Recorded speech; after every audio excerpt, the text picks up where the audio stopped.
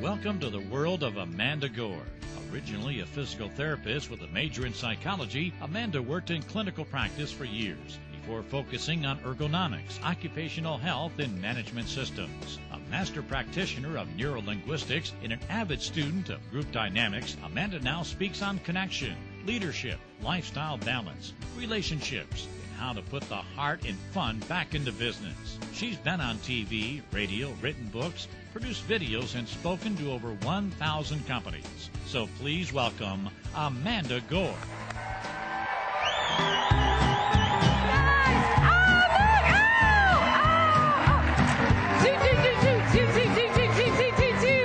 Okay, that's enough. We haven't got time.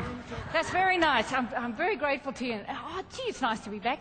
And you know what? I recognize so many of your faces, which is amazing, because you've got to think about it. Like, it's 12 months, and I must have seen 10,000 people since you guys. That's the impression you made.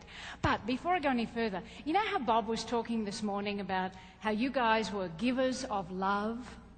Well, I went shopping to get a cup of coffee, and as you do, I looked in another shop, and I found something that was perfect for Bob and Bill. So Bob and Bill, we haven't got much time. Quickly, run up here. Quick, guys, quick, run up here. Come on! And Bob, put the newspaper down. Look! Givers of love! Yay! Yay! Put the newspaper down, Bob. Do you remember he was doing this last year while I was speaking? He's such a funny man. Okay, you two, go and give love. Go and give love down there. Excellent. Okay, and you have to keep him on the whole time for the rest of the conference. It's his small head. Now, the other thing, of course, is quick, turn to the person next to you. Well, you know what? Some of you have got spaces between you. So if you have got empty seats, I want you to shimmy in so you're sitting close together, okay? Because you're probably not sitting next to the person you were sitting next to last year, so you may not be as connected. So quick, everybody, hold hands. Come on, bloke to bloke, you can do it again. Come on, hold hands. Now hold your hands up, I want to see the hands. Or everybody, and if somebody's not doing it with you, hold their leg instead. Okay, now you can let go because now we've reconnected. And quick, turn to don't go like this or this. You know that's not what we're meant to do. And now quick, tell the person next to you the best thing that's happened to you since last year this time. Go, quick, tell them the thing. What's the best thing that's happened to you?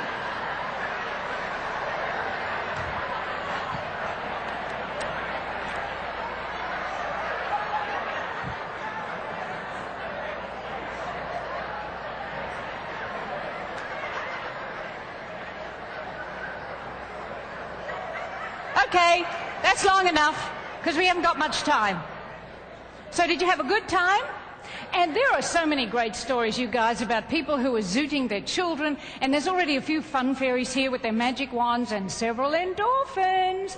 I'm so proud of you. And you want to know the best thing that's happened to me since I last saw you? Had I met my Mr. Right back then? Well, I met my Mr. Right, and I'm getting married. Woo! Thank you. Serious. His name is Ken Wright. And my Mr. Right. And of course, all the women go berserk. They go, ah! And the guys are going, great. Ah. He's fantastic. And I give all women hope. Like, I'm old. And I met a man who is slightly older, in fabulous shape, a lovely person, kind, sweet, and he doesn't have any significant psychological hang-ups. Yes! How good is that? And the guys are going, so? We're all like that. Yeah, you are, guys, you're right. Anyway, so, having said that, we're here about communicating our way to success and about being heroes. And, you know, really, communication is all about the kind of authenticity that you have. And I don't know if you've read it. Well, have any of you read a new book that's on the #1 bestseller list called Authentic Leadership by Bill George? Anybody read it? Oh, look at that. Well, it's on the #1 list. And you want to go out and buy it because it's a great book. But I want to read to you a quote because it dovetails so beautifully with everything that we're doing. So, from Bill George, Authentic Leadership. As a leader, you have the task of engaging the hearts of those you serve and aligning their interests with the interest of the organization you lead. That would be baby boomer vision. Engaging the hearts of others requires a sense of purpose and an understanding of where you are going. When you find that special alignment, you and your team will have the power to move mountains.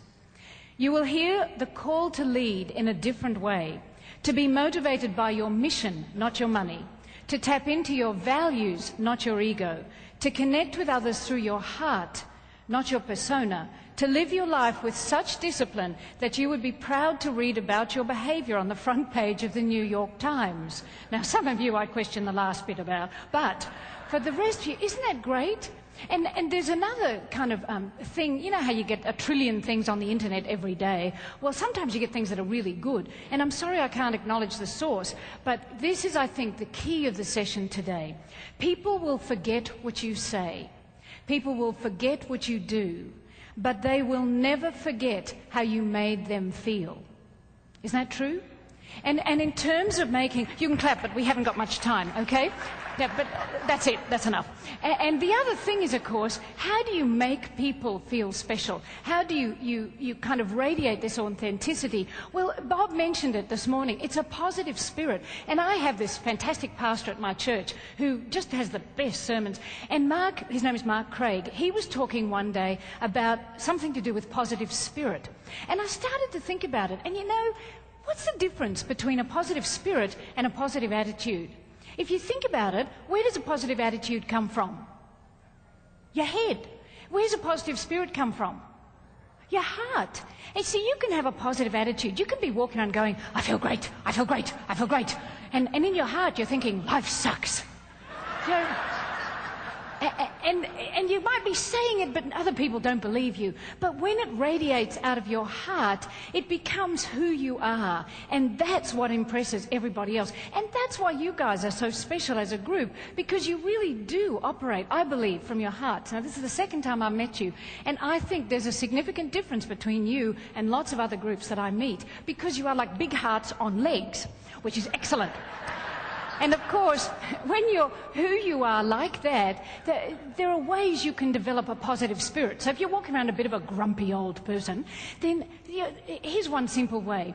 Another story from Mark Craig. We're in church and he's talking about this study that was done of successful people. So they took 1,000 successful people, they being researchers, and they looked to find the common denominator. What was the one thing that was significant and consistent across these people who were successful in every area of life, not just financially? And do you know, they couldn't find anything that they expected. It wasn't environment, it wasn't education, it wasn't wealth, it wasn't any of those things. They in fact invented a new phrase for people with a positive spirit and people who were successful, and it was that they were good finders.